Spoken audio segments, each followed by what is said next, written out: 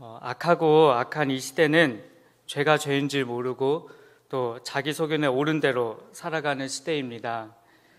옳고 그름을 떠나서 이제는 자기의 소견이 옳다라고 생각하며 살아가는 시대입니다.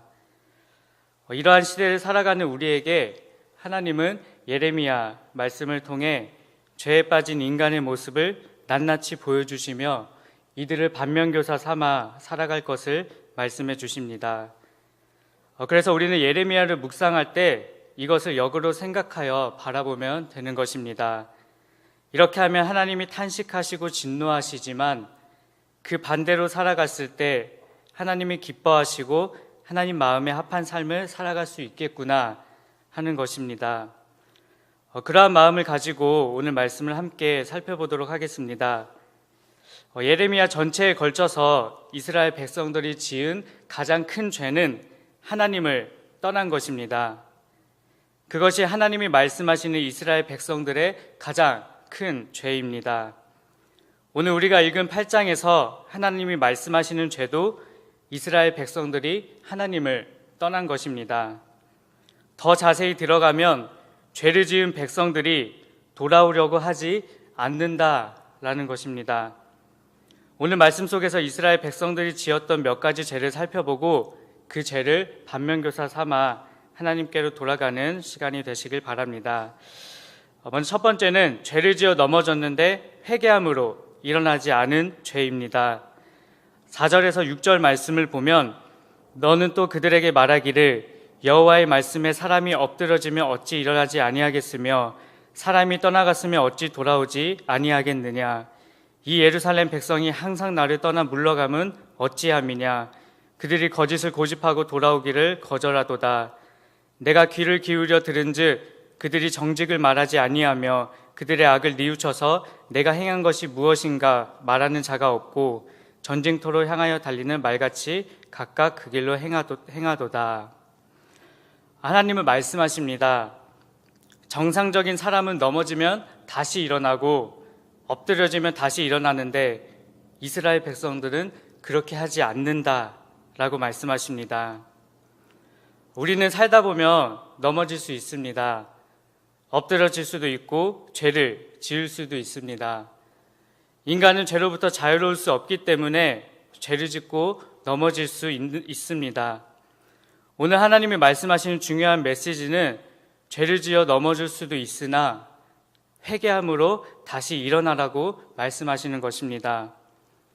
실수할 수도 있고 죄로 인하여 넘어질 수도 있습니다. 하나님은 죄로 인하여 넘어질 수는 있어도 회개함으로 다시 일어나라 라고 계속 말씀하십니다. 그러나 오늘 이스라엘 백성들이 지은 죄는 넘어졌어도 일어나지 않은 것, 즉 죄를 지어 넘어졌는데 회개하지 않고 일어나지 않은 것입니다. 다윗을 보면 욕정에 눈이 멀어 우리아를 전쟁터로 내몰아 버립니다. 살인죄를 저지릅니다.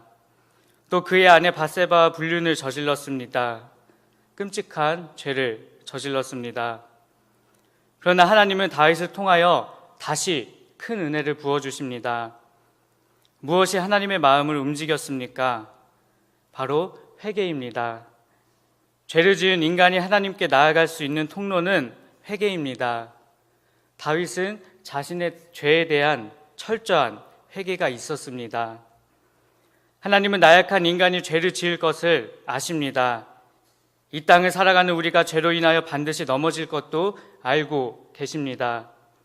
그래서 우리에게 예수 그리스도를 통한 회개의 길을 허락해 주셨습니다. 중요한 것은 내가 어떤 죄를 지었느냐, 얼마나 큰 실수를 하였느냐, 그것이 아닙니다. 내가 하나님 앞에서 진정으로 회개하였느냐, 하지 않았느냐, 그것이 중요한 것입니다. 사랑하는 성도 여러분, 내 안에 지은 죄들이 있으십니까? 남들에게 말하지 못할 부끄러운 모습들이 있으십니까? 남들이 보기에 나는 실수투성입니까? 그래도 괜찮습니다. 다시 일어서면 되는 것입니다. 하나님 앞에서 회개함으로 다시 일어나면 되는 것입니다. 하나님은 예레미야를 통해 이스라엘 백성들의 죄를 낱낱이 말씀하시면서 너희가 이런 죽을 죄를 지었어. 이것을 말씀하신 것이 아닙니다. 하나님이 말씀하시고자 하셨던 것은 그들이 죄를 짓고 돌아오지 않았음을 말씀하십니다. 긍휼의 하나님은 진정으로 죄를 뉘우치고 돌아오는 우리를 받아주십니다.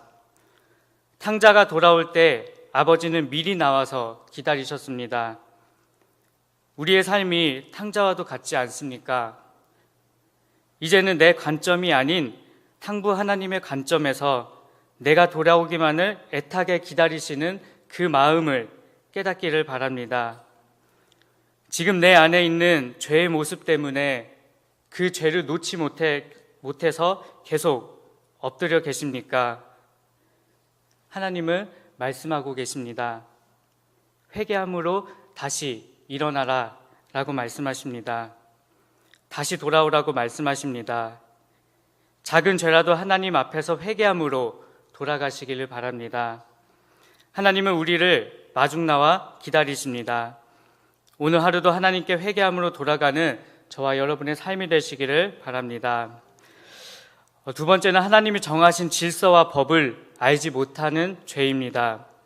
7절에 공중의 학은 그 정한 시기를 알고 산비둘기와 제비와 두루미는 그들이 올 때를 지키거늘 내 백성은 여호와의 규례를 알지 못하도다. 이 땅은 하나님이 정하신 규례와 질서가 있습니다. 하나님이 창조하신 모든 것들은 하나님의 질서를 따라 살아가야 합니다. 겨울을 준비하는 두루미는 언제 남쪽으로 이동해야 하는지를 알고 있습니다. 또 산비둘기, 제비도 언제 다시 돌아와야 하는지를 압니다. 그러나 죄에 빠진 이스라엘 백성들은 아무것도 모릅니다. 그 질서와 규례를 알지도 못하고 지키지도 않습니다. 하나님은 이스라엘 백성들이 동물보다 못한 삶을 살아간다 라고 말씀하시는 것입니다. 그렇다면 이스라엘 백성들은 왜 이렇게 동물보다 못한 삶을 살아갔던 것일까요? 8절, 9절 말씀을 보면 이유가 나와 있습니다. 너희가 어찌 우리는 지혜가 있고 우리에게는 여호와의 율법이 있다 말하겠느냐? 참으로 서기관의 거짓에 붓이 거짓되게 하였나니 지혜롭다 하는 자들은 부끄러움을 당하며 두려워 떨다가 잡히리라. 보라, 그들이 여호와의 말을 버렸으니 그들에게 무슨 지혜가 있으랴. 죄에 빠진 이스라엘 백성들이 여호와의 말씀을 버렸기 때문이다 라고 말씀하십니다. 하나님의 말씀을 버린 그들에게 하나님은 지혜가 없다 라고 말씀하십니다. 그렇다면 참된 지혜는 무엇입니까? 바로 여호와의 말씀입니다. 이 땅의 많은 사람들은 자신이 지혜가 있다라고 생각합니다. 세상의 것을 열심히 배우고 나는 지혜가 있다라고 생각합니다. 하지만 그것은 인간의 꾀일 뿐입니다. 지혜와 인간의 꾀는 전혀 다릅니다. 지혜는 영적인 것이지만 인간의 꾀는 육과 혼에서 나온 것입니다. 그래서 이것은 전혀 다른 것입니다. 문제는 많은 사람들이 인간의 꾀를 지혜라고 착각하며 살아간다라는 것입니다. 그래서 하나님은 여호와의 말씀을 버린 그들에게 무슨 지혜가 있겠느냐라고 말하고 계신 것입니다. 시편 1편 1절에서 2절 말씀을 보면 이렇게 나와 있습니다. 복 있는 사람은 악인들의 꾀를 따르지 아니하며 죄인들의 길에 서지 아니하며 오만한 자들의 자리에 앉지 아니하고 오직 여호와의 율법을 즐거워하여 그의 율법을 주야로 묵상하는도다. 하나님이 말씀하시는 지혜란 죄인된 인간의 꾀에서 나온 것이 아니라 하나님의 율법, 즉 하나님의 말씀이 지혜라는 것입니다. 그 말씀을 따르는 삶이 지혜가 있는 삶이다라고 말씀하십니다. 그런데 이스라엘 백성들은 죄인된 인간의 꾀를 지혜라고 생각하고 하나님의 말씀은 버리고 인간의 꾀를 따라 살아가고 있습니다. 그러면서 우리에게는 지혜가 있다라고 말하고 있습니다. 그런 그들의 모습은 하나님이 정하신 질서와 법을 알지도 못하고 동물보다 못한 삶을 살아가고 있습니다. 저는 이 말씀을 묵상하면서 우리가 하나님이 허락하신 은혜와 복을 누리지 못하는 가장 큰 이유 중에 하나가 바로 인간의 꾀를 따라 살아가는 우리의 모습 때문이다라는 마음이 들었습니다. 하나님의 말씀인 지혜를 따라서 영적으로 분별하고 영적으로 판단하는 것이 아니라 인간의 꾀를 쫓아 살아가는 우리의 모습 때문에 우리는 하나님의 은혜와 복을 누리지 못하는 것입니다. 이 땅을 살아가는 우리는 마치 이 꾀를 쫓아 살아가지 않으면 우리의 삶이 힘들어질 것 같고 또는 남들보다 뒤처질 것 같다라는 생각을 합니다. 그러나 우리가 알아야 하는 것이 있습니다. 인간의 꾀와 말씀의 지혜는 그 본질이 전혀 다르다라는 것입니다. 인간의 꾀의 본질은 무엇입니까? 인간의 꾀는 인간의 육신에서 나온 것이기 때문에 그 안에 자기중심적인 욕심과 탐욕이 들어 있습니다. 꾀는 그 근원이 자기 보호와 자기 욕심에서부터 나오는 것입니다. 그러나 지혜는 그 근본이 하나님의 사랑과 평안으로부터 나오는 것입니다. 하나님의 사랑과 긍휼에서부터 나오는 것입니다. 인간의 꾀는 이 세상을 살아가는 우리가 겪어야 할 두려움이라는 것에서부터 자기 보호를 하기 위해 오는 것이라면 지혜는 평화로부터 오는 것입니다. 인간의 꾀가 욕심과 탐욕으로부터 오는 것이라면 지혜는 긍휼한 마음으로부터 오는 것입니다.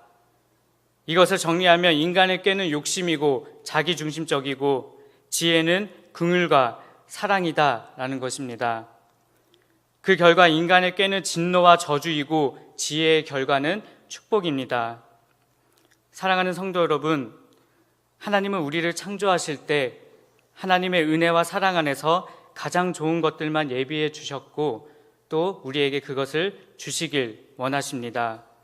그러나 우리는 그 축복을 삶 속에서 누리며 살아가고 계십니까? 만약 누리지 못한다면 왜 누리지 못하고 있는 것입니까? 이스라엘 백성들처럼 자신들의 꾀에 따라 지혜를 버리고 살아가고 있지는 않습니까? 오늘 이 시간 우리에게 결단이 있기를 바랍니다. 세상의 부와 세상의 명예, 세상의 꾀를 쫓아 살아가는 삶이 아니라 진짜 하나님의 지혜인 말씀을 쫓아 살아가는 저와 여러분의 삶이 되시길 바랍니다. 이스라엘 백성들의 죄는 진리를 왜곡하고 자신들의 꾀에 따라 살아갔기에 하나님의 심판을 피하지 못했던 것입니다. 오늘 하루 주님의 말씀 안에서 그 말씀이 내 삶의 등대가 되어 하나님의 은혜와 사랑을 누리는 오늘 하루가 되시기를 주님의 이름으로 소원합니다. 지혜를 쫓아 살아가기 위해서는 우리에게 꼭 필요한 것이 하나 있습니다. 바로 영적인 넉넉함과 풍요로움이 우리에게 필요합니다. 즉 우리의 내적인 상태가 하나님으로부터 만족함이 있어야 한다라는 것입니다. 우리의 삶이 풍요로워서 만족함을 느끼는 것이 아니라 내 삶과 내 인생을 하나님이 책임져 주신다라는 것을 알면서부터 오는 만족함이 있어야 하는 것입니다. 하나님은 내 인생을 책임져 주시는 분이다. 하나님은 내 삶을 이끌어 가실 분이다. 그것을 알므로 오는 평안과 만족함이 우리 안에 있어야 한다라는 것입니다. 그러나 이스라엘 백성들에게는 선민이면서도 그러한 마음이 없었습니다. 그래서 세상에서 자신들의 만족을 채우려고 하였고 우상 숭배를 통하여 만족감을 얻으려고 했습니다. 하나님을 아는 자와 하나님을 알지 못하는 자의 인생은 다릅니다. 예레미야는 생명을 선포하고 생명을 따랐지만 하나님을 알지 못하는 이스라엘 백성들은 죄와 죽음만을 선포하고 그것을 따라 살아갔습니다. 호세아 6장 말씀처럼 여호와를 알되 힘써 아는 우리 모두가 되기를 소원합니다. 그 알므로부터 우리의 삶은 하나님 한 분만으로 만족한 삶을 살아가게 되는 것입니다. 저와 여러분의 삶이 말씀만을 붙잡고 살아가는 삶이 되시길 바랍니다. 하나님께 돌아가는 것은 말씀만을 붙들고 살아간다라는 것입니다. 그 말씀을 붙잡을 때 우리의 삶은 어떠한 환경 속에서도 만족감을 누리게 되고 또 평안함을 누리며 살아갈 수 있습니다. 저와 여러분이 그러한 삶이 되시기를 주님의 이름으로 소원합니다. 마지막으로 욕심과 거짓으로 가득한 삶은 죄입니다. 10절 말씀에 그러므로 내가 그들의 아내를 타인에게 주겠고 그들의 밭을 차지할 자들에게 주리니 그들은 가장 작은 자로부터 큰 자까지 다 욕심내며 선지자로부터 제사장까지 다 거짓을 행함이라. 우리는 하나님 한 분이면 만족하는 삶을 살아가고 있습니까? 오늘 말씀을 묵상하면서 한 찬양의 가사가 생각났습니다. 예수 예수 예수라는 찬양입니다. 그 가사 중에 주님을 사랑하는 기쁨을, 그 즐거움을 빼앗기지 않게 하소서라는 가사가 있습니다. 이 땅을 살아가는 우리는 무엇을 빼앗기지 않기 위해 살아가고 있습니까? 욕심으로 인해 내 눈이 가려져 오히려 주님을 빼앗기고 세상을 빼앗기지 않기 위해 살아가고 있는 것은 아닙니까? 내 삶의 어려움과 문제들을 해결하기 위해 오히려 주님을 내어주고 세상을 얻으려고 하는 것은 아닙니까? 우리가 잘 아는 말씀이 있습니다. 야고보서 1장 15절 말씀을 보면 욕심이 잉태한 즉 죄를 낳고 죄가 장성한 즉 사망을 낳느니라. 이 말씀에서 욕심의 끝은 사망이라고 말하고 있습니다. 또 시편 5편 6절 말씀에 거짓말하는 자들을 멸망시키리이다. 여호와께서는 피 흘리기를 즐기는 자와 속이는 자를 싫어하시나이다 라고 나와 있습니다. 이스라엘 백성들은 작은 자로부터 큰 자까지 모두가 욕심에 빠져 살아갔습니다. 또 진리의 말씀을 전해야 하는 선지자들 또한 이스라엘 죄를 말하지 않고 죄 속에 빠진 그들을 보고 오히려 괜찮다라고 거짓말하고 있습니다. 예레미야의 시대와 지금 우리가 살아가는 시대가 너무나 똑같습니다. 진리가 너희를 자유롭게 한다라고 하지만 진리가 선포되지 않으니 하나님 안에서 누리는 참 자유를 누리지 못하고 있습니다. 욕심의 끝은 사망이고 거짓의 끝은 멸망인데 죄에 빠져 그것을 알지 못합니다. 사랑하는 성도 여러분, 하나님은 예레미야 말씀을 통해 지금 이 시간 우리에게 말씀하고 계십니다. 내가 너를 인도하고 내가 너를 굳세게 하고 내가 너를 이끄는 유일한 분이다 라는 것을 아는 지혜로부터 살아가라고 말씀하십니다. 인간의 꾀를 따라 살아가지 말고 말씀의 지혜를 따라 욕심이 아닌 사랑으로 이 땅을 살아가라고 말씀하십니다. 거짓이 아닌 진리를 따라가라고 말씀하십니다. 죄를 죄로 깨달아 죽음의 길로 가지 말고 생명의 길로 가라고 말씀하십니다. 생명의 길은 하나님의 말씀을 따라 살아가는 것입니다. 죽음의 길은 세상에서 나온 인간의 꾀를 따라 살아가는 길입니다. 말씀을 마치겠습니다. 오늘 하루 우리는 또 죄를 지어 넘어질 수 있습니다. 그러나 하나님 안에서 회개함으로 다시 일어나시길 바랍니다. 오늘 하루 인간의 꾀, 세상의 꾀를 쫓아 살아가는 것이 아니라 살아계신 하나님의 말씀, 지혜를 쫓아 살아가시길 바랍니다. 오늘 하루 욕심이 아닌 주님 한 분만으로 만족하는 삶, 거짓이 아닌 말씀의 진리를 붙잡고 살아가는 저와 여러분의 삶이 되시기를 주님의 이름으로 소원합니다.